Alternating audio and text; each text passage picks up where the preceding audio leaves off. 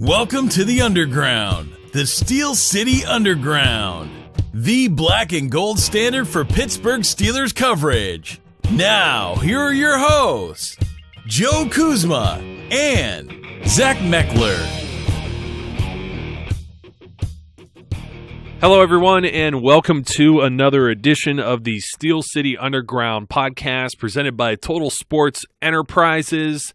My name is Joe Kuzma, and I'll say Brian Roach is still on assignment. That guy, he's got a heck of a vacation. He's enjoying some rays and some better weather down in Florida, so maybe we'll hear back from Brian after the weekend. I do believe he'll be back.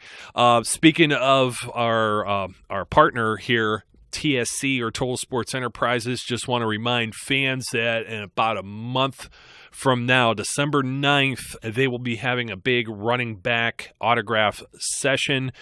It's headlined by Franco Harris, also including Frenchie Fuqua, Willie Parker, Fast Willie Parker, Rocky Bleier, and one of my childhood favorites, Barry Foster. So check that out if you haven't already. Even if you can't make it there in person, you could always mail something in and have it autographed by one of these greats. Today, well, I'm going to ask because today I have a different co-host with me. You've heard him here before. So standing in for on assignment, Brian E. Roach, is none other than the magnificent internet troll magnet, Zach Metkler. Zach, how's it going? Not too bad. I'm trying to avoid all the Twitter spam as much as I can. So it's just an interesting thing about the TSC thing coming up is that we have a grandmother that is 84 years old. I do believe it's through marriage. It's actually it would be my grandmother-in-law. And, you know, she was in the hospital and rehab and everything for about 6 months and has bounced completely out of it and back home. I mean, she's a tough old bird. And if she feels up to it, I think I'm going to take her down there to see Franco. That's her all-time favorite. She was talking about him just this weekend. We had everyone over for dinner at our place. So just a little story on that. But thinking about the performances of players and, you know, we're talking about Franco, four-time Super Bowl champion. You and I, we seem to attract the best of them. What was the last thing you put out there, maybe on Twitter, that you were getting all kinds of crazy comments on? Well, it could really be any tweet. I put out a tweet out, and it seems like it's relatively harmless. And, you know, some of the responses I get, I'm kind of just sitting there chuckling to myself. I've kind of developed the habit of trying to interact with as many of my followers as I can. But if I see something that I think is almost trigger bait worthy, I try to avoid it like the plague. I know there's a couple times where I'll make a take on Ben Roethlisberger's future, or I'll ask a question in one of my weekly polls, and some of the responses I get are just kind of these out there things. And I know I'm a firm believer in that the Steelers shouldn't try to sign every single free agent that gets cut by their team, like Martellus Bennett or Vontae Davis or whomever we're going to talk about. You know, not every single person needs to be signed. And when I disagree with that notion, you know, I get a lot of questions about what I know. So I try to avoid it when I can, but it's the cruel world of Twitter as we know it today. Yeah, it definitely is. I think the one, was that you that put out like the one about Ben Roethlisberger and who would you rather have? And it was like no one else. And then it was like Kirk Cousins and somebody else. And we've had some internal discussions about that. And that's some Biweek fodder because we want to get to Sunday's game here, which in a way, folks, you got to understand, me and Zach were talking about this off the air, and I went out and saw the new Thor movie last night, and yeah, I'm feeling it. Belly full of popcorn, ate too much popcorn, and Zach, I guess you had a bad meal yourself, and we're both kind of like struggling. So hopefully, unlike the Steelers, I'm not as prepared to talk about the Colts. Maybe I'm just overlooking them. Maybe I'm on the bye-week hangover, and I guess we're all hoping that the Steelers aren't in the same situation because I think most of the comments, I don't know what it is with Steelers fans. They're 6-2. There's only one other team in the NFL that since like the middle of last season or maybe all of last season up until the current point that has a better road record than the Steelers, and that's the New England Patriots. So if you want, there's so many benchmarks you could put up there. And then, of course, I was having a conversation with Tommy Jaggy going back and forth about, he said he was talking about how Alex Smith had all these 100 or plus quarterback rating games this season, and he said something, and I'm like, if you go over the last four, he's like, oh, he had 3 100 quarterback rating games in his last 4 games, and I said, well, he's lost 3 of those last 4 games, and Roethlisberger's won the 3 of those last 4 games. So would you rather be, as Ben says, take the W, or would you rather be on this side of the L? I know Ben hasn't looked as sharp, but I think there's a lot of components, as I said on the last show that I was on, and God, it seems so long ago. We did take a little bit of a break with the bye week, so sorry we're not pumping out as much stuff to everybody, but we're trying. We needed a little bit of a break too, and now we have no break because we're going to go from Sunday's game right into Thursday Night Football next week. But Zach, do you feel a lot of people think that if the Steelers, or especially Ben Roethlisberger, who has had huge games against the Indianapolis Colts the last 3-4 years, do you feel if they don't have this monster blowout type of game that it's going to be a major disappointment? You see, I see this conversation online all the time about, the Steelers offense not living up to its potential. Quite frankly, I'm in the business of winning. I don't think at the end of the day there's style points when it comes to your record and what the scoreboard says. I know looking back to the Lions game, a lot of on paper that game should have been highly, highly, highly in the Steelers' favor. And obviously the score came down to be 20-15. That's only a 5-point spread. At the end of the day, I don't care what it took to get to that point, no matter how painful it was at times. The Steelers still got the win. So we look ahead to the Colts this week. That's a team that's really reeling on all ends right now. From the Andrew Luck drama to all the drama that's been going on this week with Vontae Davis. Realistically, on paper, is a game that the Steelers should very easily handle, whether it would be on the road like it is or at home. If they don't blow them out of the water like we've seen them kind of do in recent matchups over the past couple of years, I'm personally not going to be concerned. I think the biggest thing I'd like to see improve would be the red zone offense, which has struggled for quite some time now. But at the end of the day, if the Steelers even win by 2 scores or even a score, which I don't think will be that close when it comes down to it, I'm still going to take the win. That knocks them up to 7-2. And as long as the defense keeps doing its job, that's all I care about. At the end of the day, look at some of the games this season. The Steelers haven't had to put up huge points because of how well the defense has done on all fronts for the most part.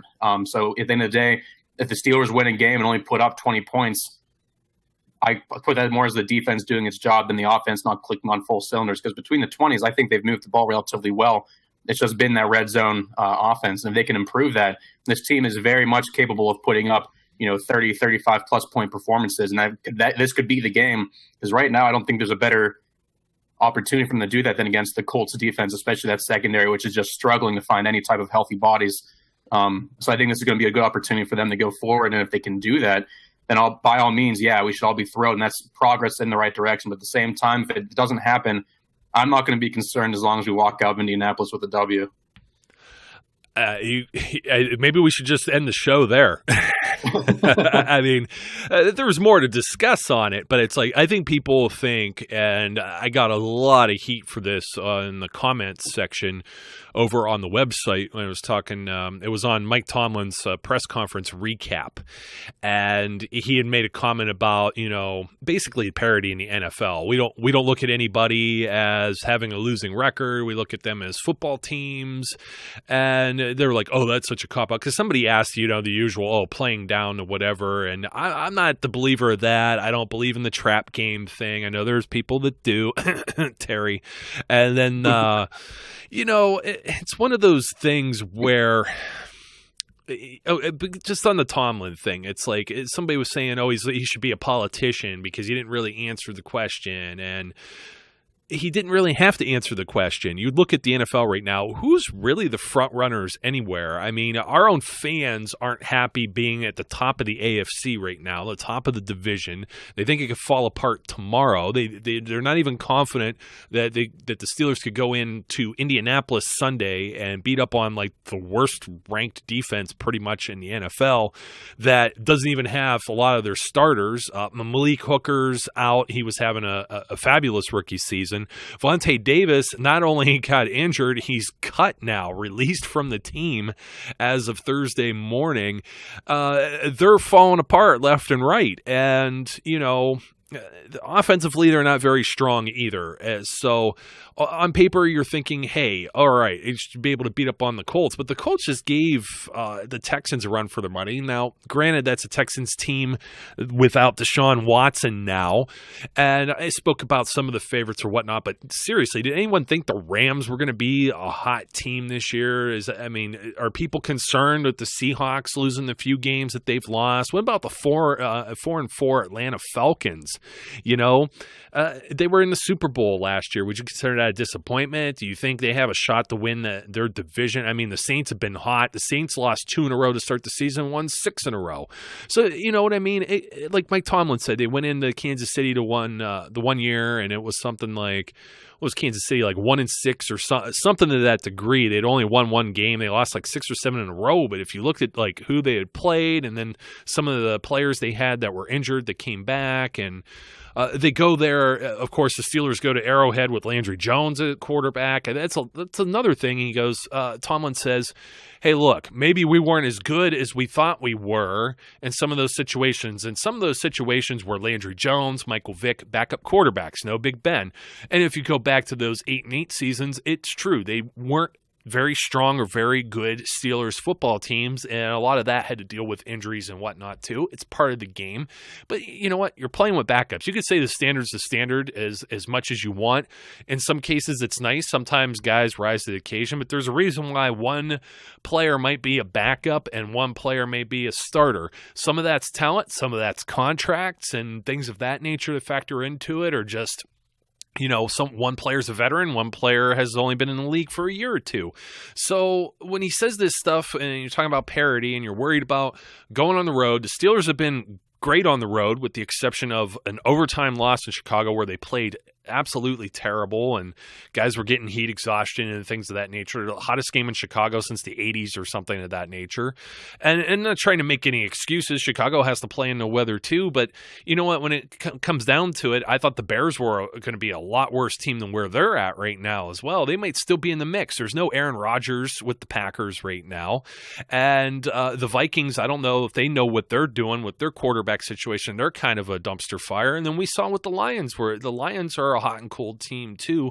So, I mean, you just look around the league, and with the exception of like the Cleveland Browns, and I even think the San Francisco 49ers are eventually going to win a game. In fact, I think they have a shot Sunday. I think they play the Giants, who are a dumpster fire too. But with the exception of like maybe those 2 or 3 teams, I think it's any given Sunday, with the exception of, of course, Carson Palmer being hurt, Aaron Rodgers being hurt, Deshaun Watson being hurt. When you take away the starting quarterback, that's a significant blow to any team.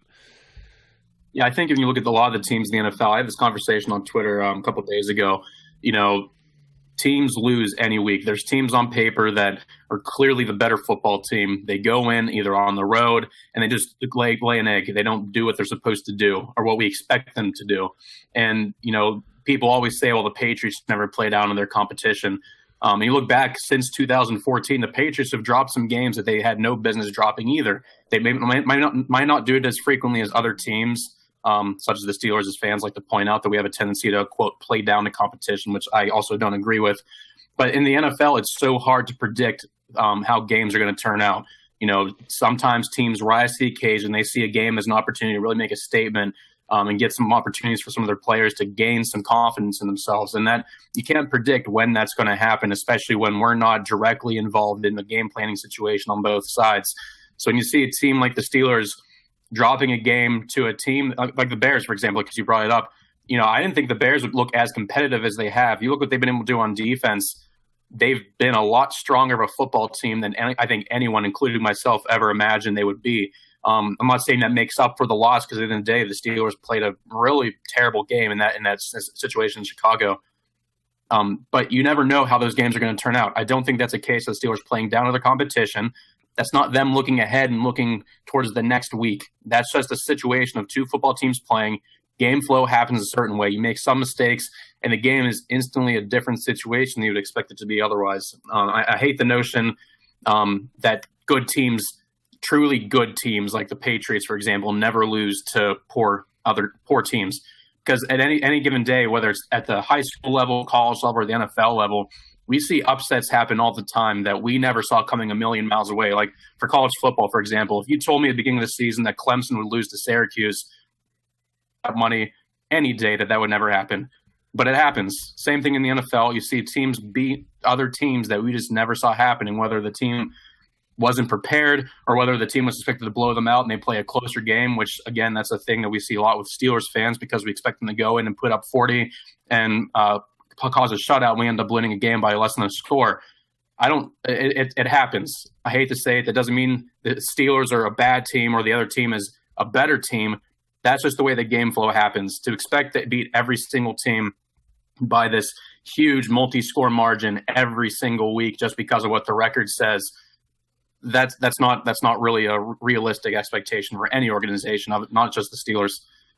So I think you see that sometimes. I know fans will look at a team like the Rams who just absolutely demolished the Giants last week. I think it was 51-17. But the odds of seeing that on a weekly basis are slim to none, no matter what team it is. So I think fans need to find some level of tempering their expectations and just having this assumption that because on paper the game should be a blowout. It's not going to happen that way every single week, every single time, no matter how much we want it to. Speaking of Clemson, it's last year it was Pitt who beat Clemson at Clemson, and nobody would have given Pittsburgh any chance to win that game. And then, of course, Ohio State, who's been a perennial powerhouse, gets absolutely just the floor mopped with them when you get to the college football playoffs, which is very sad for me. I have a few college teams I like to root for, Pitt and Ohio State being two of them, and I don't really have any ill will toward Penn State either, based on my geographic location. It's just that's conflict with the Big Ten. Just don't bring Michigan into the conversation, is what I say. Those Michigan teams don't count. But you look at the New England Patriots, and a lot of people, they like to say, the Patriots don't do this, the Patriots don't do that. Well, one thing the Patriots don't do is lose at home. They dropped 2 home games this year. One to the Chiefs, who the Steelers beat, by the way. And then they also lost to the Carolina Panthers. Guess who the Carolina Panthers lost to this year? The Chicago Bears. So, I mean, it's really any given Sunday, and, it's like 6 degrees of separation with Kevin Bacon. You could draw all the lines anywhere and everywhere. But getting back to the Colts game and just dumping this whole notion of that this team shouldn't be ready. They've been on a bye week. I think under Mike Tomlin, 7-2 on buys in the Mike Tomlin era, or after a bye week, I should say, in the Mike Tomlin era. And it's the Colts teams, I remember a few years ago going to this game, and it was at Heinz Field, and oh my goodness, Andrew Luck's going to come in here, and they're just going to let's use the cliche again, mop the floor with the Steelers, and Ben goes out there. This is in 2014, 522 yards, 6 touchdowns, a 150.6 quarterback rating. He follows that up the next year. Now, you've raised the bar. You're like, okay, but it's still Andrew Luck. You think anything could be bad or blah, blah, blah. 365 yards, 4 touchdowns, 126.4 quarterback rating. Last season, he only throws for 221 yards. I'm going to pull it up here. I think it was like on 21 attempts, actually. He didn't throw the ball very much, but all 3 touchdowns went to Antonio Brown. 146.0 quarterback rating for that game. And the bar's been set now. There's 1,000 some yards for... Or hold on, I got it here because I think Misty Matthews put it out. 78 of 108 for 1,107 yards and 13 touchdowns to no interceptions against the Colts in those 3 games. Your bar has been set. The expectations have been set. But Ben hasn't been playing like that this year. And this was the one of the holiday games, Thanksgiving game last year, where it was a Thursday night on a short week. So maybe in that respect, Ben, actually, he only did 14 to 20 for 221 and 3 touchdowns in that game last year. He could do that again this year, maybe only throw for 1 or 2 touchdowns, and you could ride Le'Veon Bell, who had 23 carries for 120 yards and a TD. in last year's game as well. I look at this Colts defense, though, and just I can't wrap my head around. This is the one thing. Within the division, the AFC North defenses are all top 10 defenses and specific categories here or there. Even the Cleveland Browns are. Greg Williams, they have a very solid defense. Their offense is just terrible, and that unfortunately leaves their defense on the field a lot more than they would probably like to. But the Bengals are a strong defense. The Ravens are a strong defense. The Steelers face they're calling them Saxonville now. The Jaguars had a pretty solid defense. Even the Bears have an okay defense this year. The Vikings. Kansas City is one of the worst teams that they've played, and they're going to see a lot of bad defenses going forward. You've got the Colts and the Titans back-to-back who are very weak, and pretty much anyone that they're playing that's outside of the AFC North for the rest of the year. Even the Patriots have one of the worst defenses in the league in certain statistical categories. It's not just stats, but or on paper, as we say. But they're just not up to snuff. So looking at this, I said, okay, Vontae Davis is out of this now. You got a lot of guys that you probably remember that were Cleveland Browns players, like Berkevius Mingo might be mixed in here, Jabal Sheard. But you look at that. You look at this defense. Pierre Desir was a corner that was like completely out of the league. We were talking about this. Eric Herman forgot he was even still around. And I don't know. I don't know that the Colts can necessarily match up against the Steelers. It's their linebackers and their secondary are just incredibly bad. I would think that the Steelers might try on offense to maybe set the tone a little bit with running the football. Everyone's been crying for play action. I think all the red zone woes are going to finally go away as they face a few of these weaker defenses. They're going to build some more confidence in doing that. And I think we see the return of, we're going to see one of two things. We're going to see Juju Smith-Schuster continue to improve in this game. You might see Antonio Brown. He might go for another hat trick or whatever, but I also think Martavis Bryant also gets involved because they were talking before he had his little blow up and dust up there on social media that he was having great practices. And usually when you have a great practice, it's going to eventually show in the real deal. So I'm not really too worried about the Steelers offense. Unfortunately, that seems to be the weakest link that we're talking about. I mentioned in an article just yesterday, I got all kinds of grief over saying, is Big Ben the weakest link for this Sunday? And people are like, how dare you call Big Ben a weakest link? He's never this. And people like you that write like you. See, I'm attracting the trolls, Zach, just like you do. How dare you say this? And it's like, well, number one, don't respond to just the headline. You know, I take time, precious time out of my day. We're all doing a thankless job here. It wasn't criticism on Ben. It wasn't criticism on Ben for the whole season. But when you look at the picture, the defense has been playing outstanding. Antonio Brown's been good. Juju's been good. The offensive line's been good. Le'Veon Bell's been good. Who am I going to pick as the weakest link? Jesse James or Roosevelt Nix? No, you need a Ben Roethlisberger who doesn't miss Darius Hayward-Bay in the back of the end zone, doesn't miss a wide open Jesse James down the middle of the field. And maybe we need the Ben who lays those passes in to Juju Smith-Schuster. It seems like he's gaining a rapport with him. He doesn't quite have it maybe with everyone else. Halfway through the season now, I think the winds of change are coming around. Yeah, I think when you look at this matchup, like I said earlier, this is a prime opportunity to see if Ben Roethlisberger can get that second half push and really kind of elevate his game from what we've seen through the first half and really not necessarily take control over the game, but at least be able to make some of these passes that we've seen him make so easily in the past. Like you pointed out, the easy pass to Darius Hayward-Bay, not overthrowing your 6'7" tight end down the seam. You know, there's passes like that should just be money no matter how you spin it. And that should be easy yardage for not only him to put up better stats than we've seen, a better QBR than we've seen, but also try to take a lot of the pressure off players like Antonio Brown and Le'Veon Bell from having to truly do what they do every single week, and that's elevate their game and be elite players on the field week in and week out. So I think if you see this defense, I mean, I'm looking at their depth chart right now, and nothing jumps off the page that's going to be this really frightening situation that Ben can't take advantage of when it comes to taking shots down the field. I think Juju Smith-Schuster completely blew us out of the water with his deep speed. I know when I was evaluating him during the draft last year, one thing I had an issue with him was the fact that he never really had that elite separation speed, which was something similar to a player like Anquan Bolden or Hines Ward, where they're great hands, great physical receivers, but they don't run away. So seeing him be able to do something like that while having Martavis Bryant come back and potentially have this chip on his shoulder almost to really prove everyone wrong that has been bashing him over the last couple of weeks, to come out there and have some sort of chemistry build up with Ben, that will only help the Steelers moving forward. That'll only help Ben Roethlisberger move forward. So I think if you see that opportunity, I mean, you're going to have Rashawn Melvin and Pierre Desir really be the top two guys lined up on Juju Smith-Schuster and Antonio Brown. That's hard not to love that matchup. So I wouldn't be surprised to see the game start off almost with Ben taking a shot down deep like he has the past couple games to try to see what the defense is giving them. And who knows, that could be a very easy way to jump out to a quick lead. And if not, they have the pieces around him this year. I think this is probably the most uneven matchup when it comes to the Steelers and Colts that we've seen in recent memory.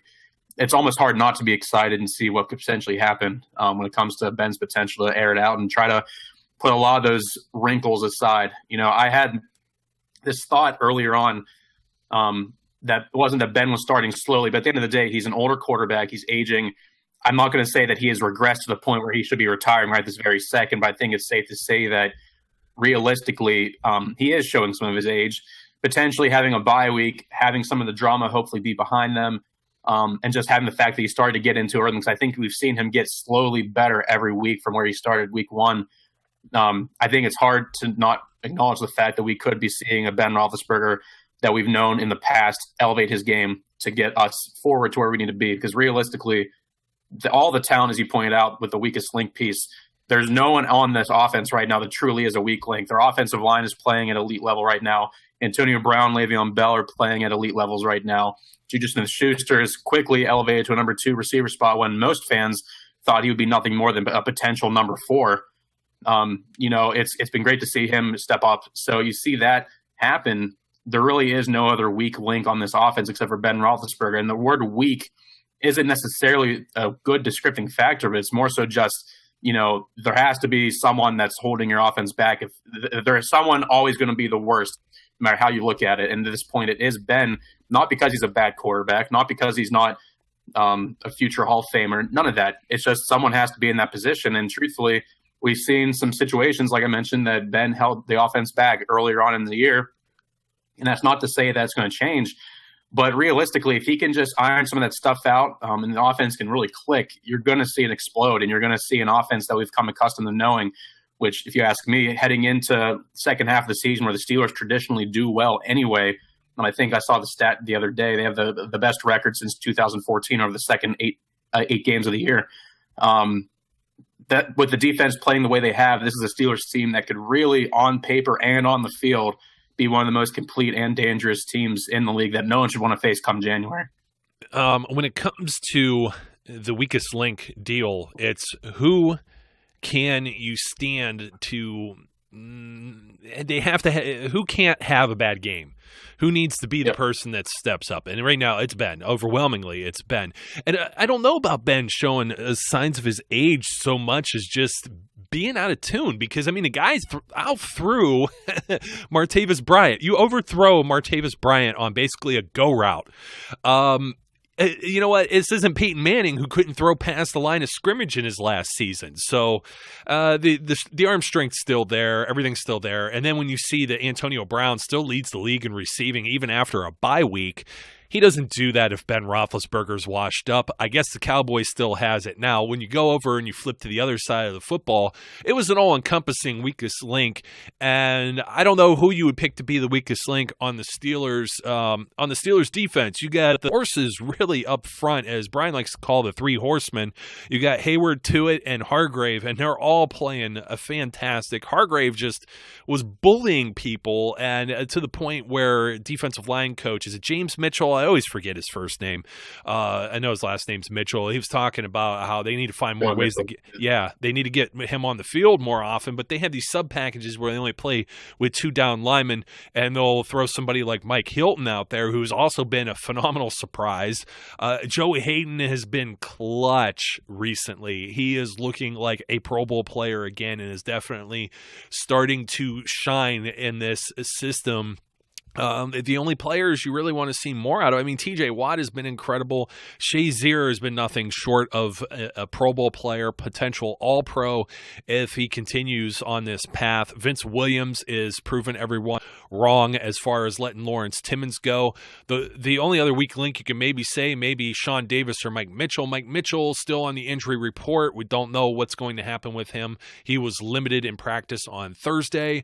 If he doesn't go, it's going to be Robert Golden in his spot. I don't think they feel comfortable having J.J. Wilcox play a full game in that position.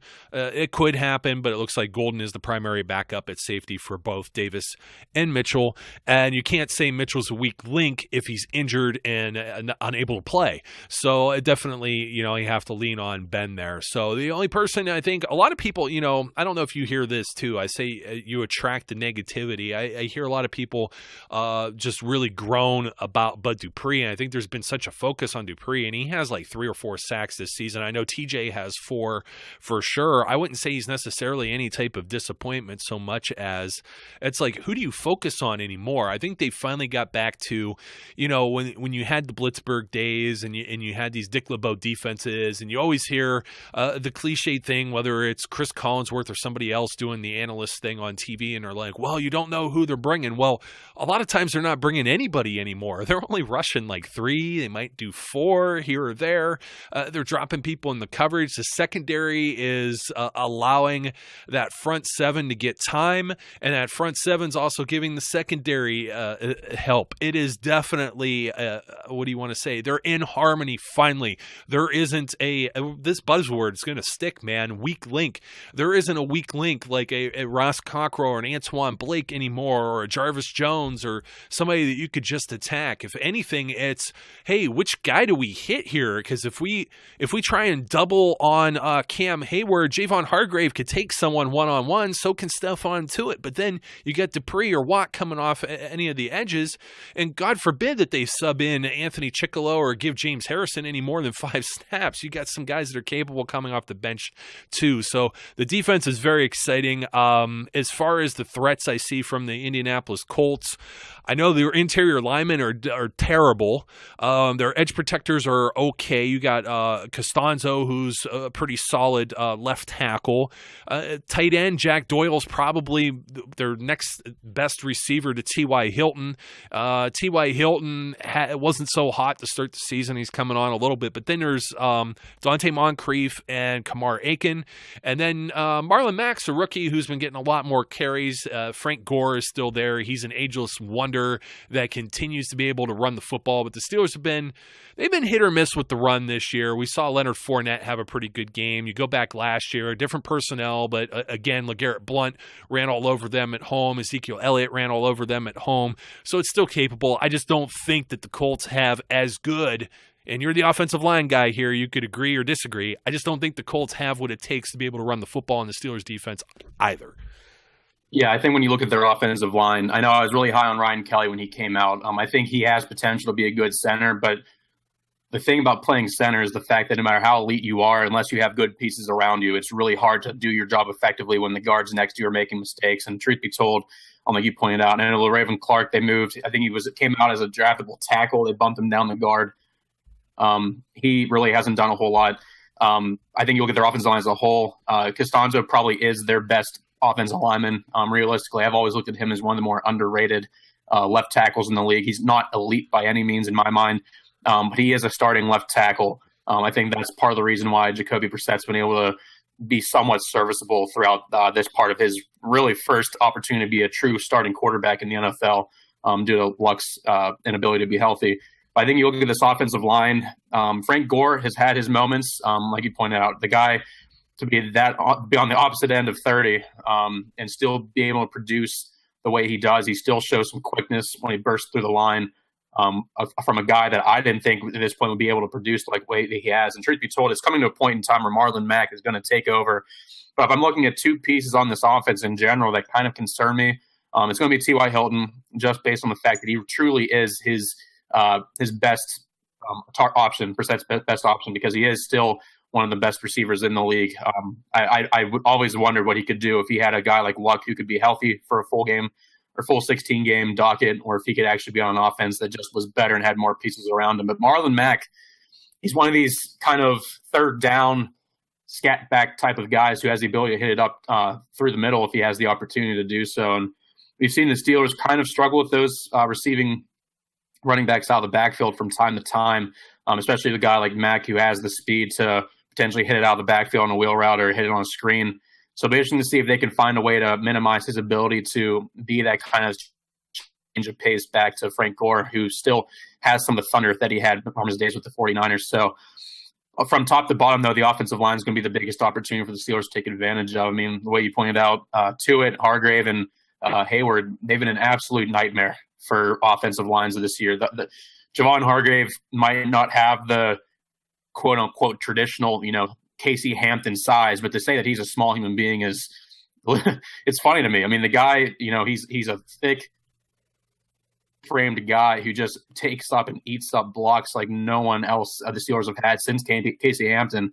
And he's really been the reason why I think you've seen players like Ryan Shazier and Vince Williams do as well as they have, because they've been able to be dropped back into coverage, or Keith Butler's been able to switch it up and send them on blitz. It's like, Vince Williams isn't leading the team in sacks, or I'm sorry, second in the team in sacks now, like Hayward passed him up.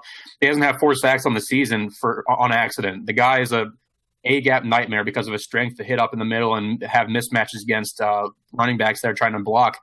That's due to the fact that Javon Hargrave commands double teams. If you don't double team him, he'll walk your offensive lineman right back into the pocket. And I don't see anyone on this Colts offensive line that's going to effectively be able to stop him in a one-on-one matchup.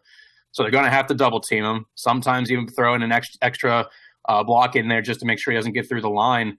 And by doing that, you're going to see a lot of rushing, I think, from the 3- and 4-man rushes we've seen from the Steelers defense so far this season, which is only going to make life more hectic for Jacoby Brissett. When he's a young quarterback, still doesn't have a lot of experience reading complex defensive schemes. Having guys like Joe Hayden, who's played phenomenally this season, Artie Burns, who's really coming into his own as a cover corner, that's going to be hard for him. And that all starts up front, and it's with this offensive line at the Colts. There's nothing that stands out to me as a genuine concern for the Steelers.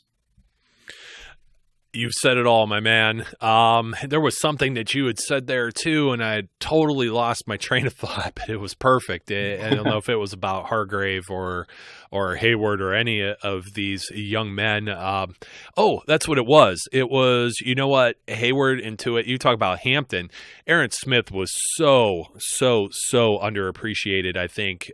When he was lost, it took years for them to find a tandem, especially when it's a 3-4 or they're playing some variation of a nickel package. They just didn't have the defensive. Ziggy Hood didn't cut the mustard, and Brett Kiesel got up there in age, and Kiesel was solid. He wasn't Aaron Smith either. So you're seeing it all. All the puzzle pieces are coming together, and it's looking like a very nice picture for the Steelers going forward. Zach, thanks once again for joining me here on the Steel City Underground podcast. You can follow Zach at GZ Sports_ZM. That's a lot of Z's, man. and that's what we both need at this point. So, folks, keep the questions coming. Fan mail at steelcityunderground.com or the hotline 203-900-4728. Until next time, be safe, be good, and we'll catch you later.